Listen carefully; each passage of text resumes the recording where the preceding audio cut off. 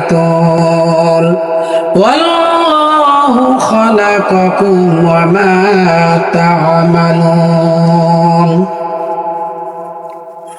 তোমরা কি নিজেদের খোদাইকৃত জিনিসের পূজা করো, অর্থাৎ নিজে আল্লাহ পাক যে জিনিস তৈরি করেছে সেই জিনিসের পূজাকে তোমরা করো, অথচ আল্লাহ পাক বলেন আল্লাহু খালাকাকুম ওয়া মা তা'মালুন, আল্লাহ পাক তোমাদেরকে সৃষ্টি করেছেন এবং তোমরা যে পাথর দিয়ে মূর্তি বানাও সেই পাথরগুলো আল্লাহ পাক সৃষ্টি করেছেন।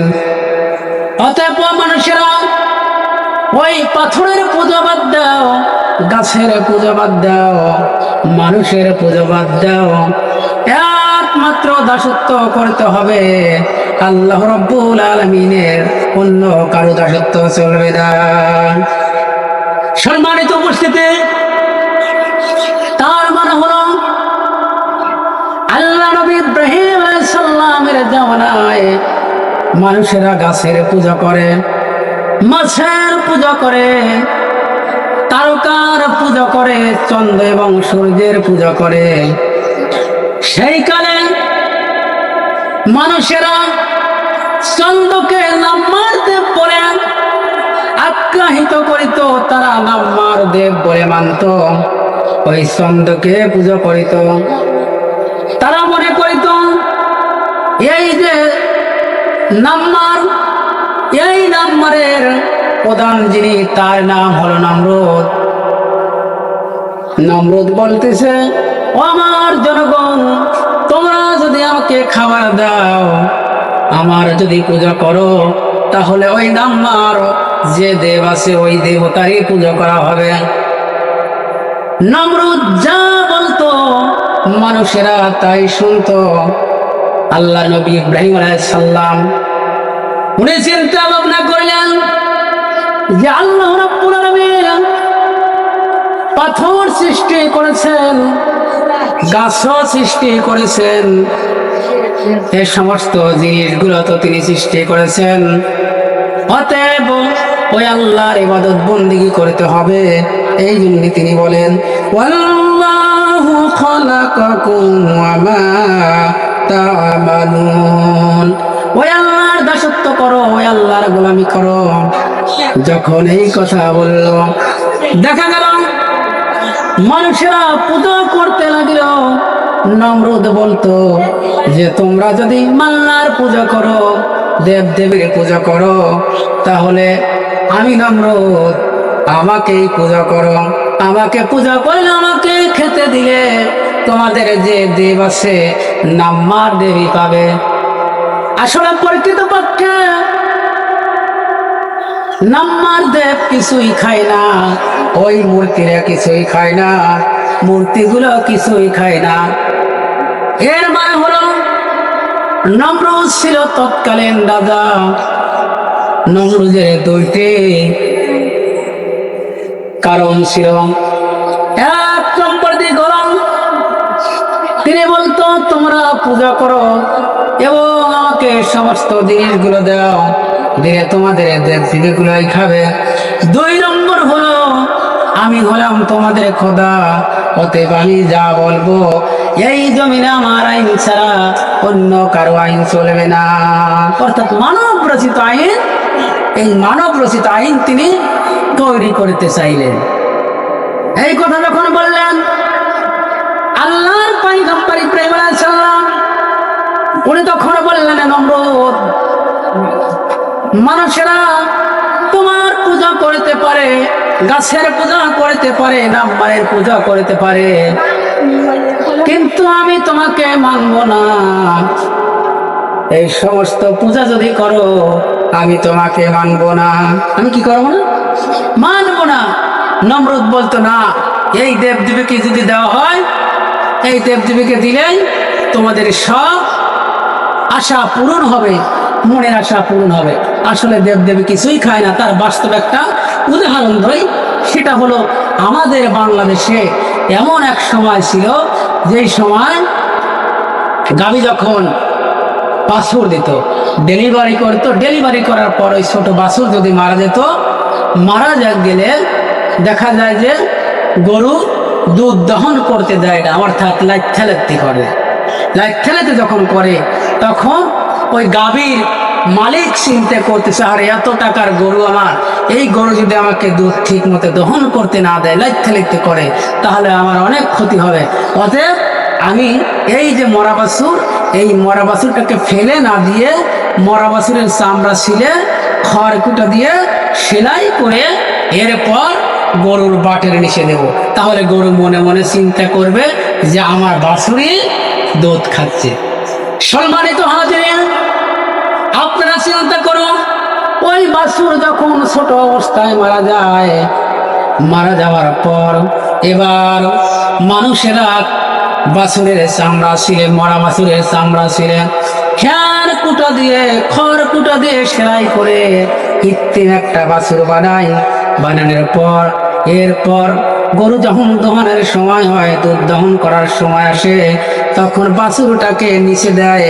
নিচে দেওয়ার পর দুধ দহন করে।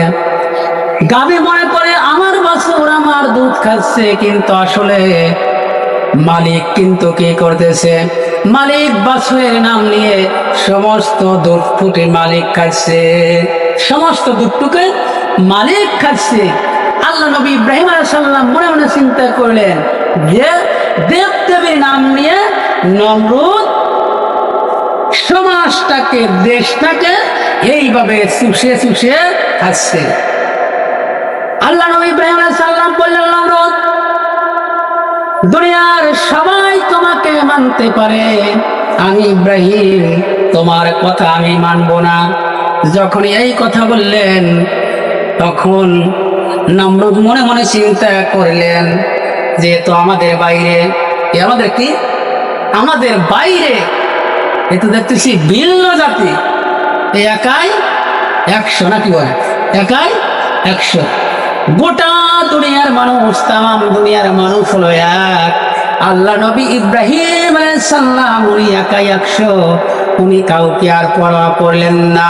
এরপর যখন মেলা শুরু হয়ে গেল, তার সাথে সঙ্গে বলল, ইব্রাহিম চলো মেলায় চলো।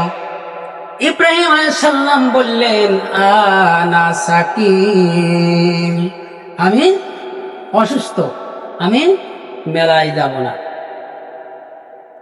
আল্লাহ নবী আলাইহিস সালাম মেলায় গেলেন না। মেলায় না গিয়ে উনি মনে মনে চিন্তা করতে লাগলেন, সমস্ত মানুষেরা যেহেতু মেলায় গিয়েছে, এই যে একটা সুবর্ণ সুযোগ, এই সুবর্ণ সুযোগ হাতছাড়া করা যাবে না। অতএব তিনি একটা সুন্দরভাবে কুঠল হাতে নিলেন। কুড়াল হাতে নিয়ে মন্দিরের ঘরের মধ্যে প্রবেশ করিলেন। মন্দিরের ঘরের মধ্যে প্রবেশ করে তিনি সমস্ত মূর্তিগুলোকে একে একে ভাঙা শুরু করিলেন, একে একে ভাঙা শুরু করিলেন। সব ভাঙার পর যেটা বড় মূর্তি, সেই বড় মূর্তির গাড়ির উপরে আপনার কুড়ালটা রেখে আসলেন। কুড়াল যখন রেখে আসলেন, এমন সময় মানুষেরা মেলা থেকে চলে আসলো। মেলা থেকে এসে যখন মন্দিরের মধ্যে প্রবেশ করলো, গিয়ে দেখে মন্দিরের অবস্থা, মূর্তিগুলোর অবস্থা বেশি ভালো না, বেশি ভালো না। তখন মানুষেরা বলা বলি করতে লাগলো, আমাদের এই প্রভু, আমাদের এই খোদা, আমাদের এই দেবদেবীর দশাগুলো, এই দশা কে করেছে? কে করেছে এই দশাগুলো? লোকেরা যখন এই কথা বলতে লাগলেন, তখন মানুষেরা বলতো, একজন বলল, আমি ইব্রাহিমকে শুনেছি, ইব্রাহিম আমার বিরুদ্ধে, আমাদের বিরুদ্ধে, আমাদের মূর্তিগুলোকে পছন্দ করে না, এই দেবদেবীগুলোকে পছন্দ করে না। সম্ভবত ইব্রাহিম এই সমস্ত কাজগুলো করেছে, ইব্রাহিম এই সমস্ত কাজগুলো করেছে। বললে ইব্রাহিমকে ডাকো। ইব্রাহিম আলাইহিস সালামকে ডাকা হলো, মন্দিরের মধ্যে নিয়ে আসা হলো। ইব্রাহিম, তুমি কি এই কাজগুলো করেছো? ইব্রাহিম আলাইহিস সালাম, আমি কে কাজ করবো? হ্যাঁ, আমার দ্বারা এটা সম্ভব না, আমি কিসের জন্য কাজ করব? তোমাদের যে মূর্তি আছে এই মূর্তিকেই বলো, এই মূর্তি তোমাদের কথার জবাব দিয়ে দিবে। তখন সমস্ত লোকজন বলতেছে পাগল নাকি, পাগলে বলে কি মূর্তি কোনোদিন কথা বলতে পারে? আসলে কি আপনারা বলেন মূর্তি কথা বলতে পারে? মূর্তি কোনো কথা বলতে পারে না। ইব্রাহিম আলাইহিস সালাম বললেন, সুযোগ পেয়ে গেলেন ইব্রাহিম আলাইহিস সালাম বললেন, ও আমার কওমের লোকেরা, তাহলে তোমরা শুনে রাখো, যেই মূর্তিগুলো কথা বলতে পারে না, এমনকি নিজের জান পর্যন্ত, নিজের প্রাণ পর্যন্ত রক্ষা করতে পারে না, ওই মূর্তির তোমরা পূজা বাদ দিয়ে দাও। ওই মূর্তির পূজা বাদ দিয়ে দাও, মূর্তির পূজা করা যাবে না। যখন এই কথা বললেন, সমস্ত মানুষেরা চিন্তা করতে লাগলেন, ইব্রাহিম যে কথা বলেছে কথা তো ঠিক, ইব্রাহিম যে কথা বলেছে কথা তো আসলে 100% ঠিক। কথা বলেন ঠিক কিনা? 100% ঠিক। কিন্তু আসলে ওই যে নমরুদকে সবাই যা বোঝে নমরুদ, কিন্তু তার বিপরীত। নমরুদ বলতেছে ইব্রাহিমের কথা যদি আমি শুনি তাহলে আমার এই ক্ষমতার চেয়ার থাকবে না, ক্ষমতা চেয়ার থাকবে না, আমার গদি থাকবে না, এই জন্য ইব্রাহিমের কথা শোনা যাবে না। তাহলে একটা কাজ করো, সেই কাজটা হলো ইব্রাহিমকে আগুনের মধ্যে ফেলে দাও। ইব্রাহিমকে যদি দুনিয়া থেকে বিদায় করা যায়, আগুনের মধ্যে যদি ফেলানো হয়, তাহলে আগুনের মধ্যে পড়ার পর ইব্রাহিম শেষ হয়ে যাবে। আমাদের যে কাটা, সেই কাটা মাঝপথের কাটা সরে যাবে। যে কথা সেই কাজ। নমরুদ এবার বলল, ও আমার জনগণ, তোমরা ইব্রাহিমকে পোড়ানোর জন্য একটা বিশাল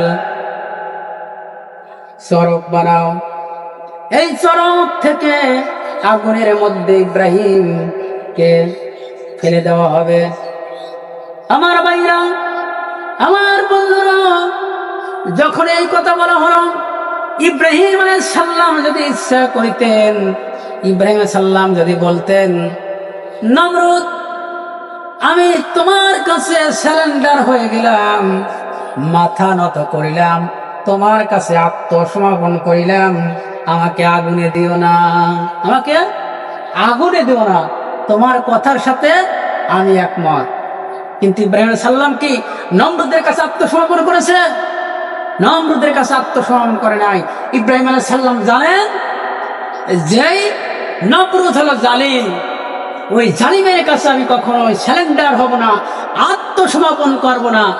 একমাত্র আত্মসমর্পণ যদি করি তাহলে আমার যে রব, ওই রবের কাছে আমি আত্মসমর্পণ করব।